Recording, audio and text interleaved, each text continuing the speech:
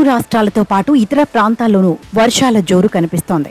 నైరుతి రుతుపవనాల కారణంగా ఇప్పటికే 2 తెలుగు రాష్ట్రాల్లో జోరు వాన్లు కురుస్తున్నాయి. నేటి నుంచి 5 రోజుల పాటు తెలుగు రాష్ట్రాల్లో విస్తారంగా వర్షాలు కురుస్తాయని వాతావరణ శాఖ అధికారులు వెల్లడించారు. నైరుతి రుతుపవనాలు బలపడటానికి తోడు అల్పపీడన ప్రభావంతో ఆంధ్రప్రదేశ్, తెలంగాణ రాష్ట్రాల్లో మోస్తరు నుంచి భారీ వర్షాలు కురుస్తాయని చెప్పారు. ఈ వర్షాలు ఈ రోజు నుంచి 5 రోజుల పాటు అంటే జూలై 18 వరకు ఈ వర్షాలు పలు జిల్లాల్లో కురుస్తాయని కొన్ని జిల్లాలకు వర్ష సూచన చేసింది.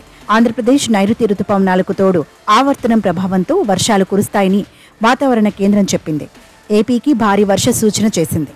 మరోవైపు కేరళ, గోవా, మహారాష్ట్ర, ఒడిశా, మేఘాలయ, అస్సాం, పశ్చిమ బెంగాల్, సిక్కిం, బీహార్, నాగాలాండ్, మణిపూర్, మిజోరాం, త్రిపుర, తెలంగాణ, ఆంధ్రప్రదేశ్, కర్ణాటకతో సహా దేశంలోని చాలా ప్రాంతాల్లో భారీ వర్షాలు కురుస్తున్నాయి.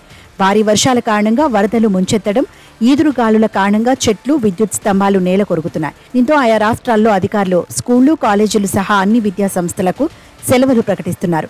అంతేకాదు రానున్న రోజుల్లో భారీ వర్షాలు, ఉరుములు, మెరుపులతో కూడిన వర్షాలు కురుస్తాయని వాతావరణ శాఖ ప్రకటించడంతో మరింత అలర్ట్ అయ్యారు. భారీ వర్షాల దృష్ట్యా కర్ణాటక, గోవా, కేరళ రాష్ట్రాల్లో వాతావరణ శాఖ రెడ్ అలర్ట్ ప్రకటించింది. ఈ రాష్ట్రాల్లో పాఠశాలలు, కళాశాలలు సహా అన్ని విద్యా సంస్థలకు సెలవులు ప్రకటించాయి.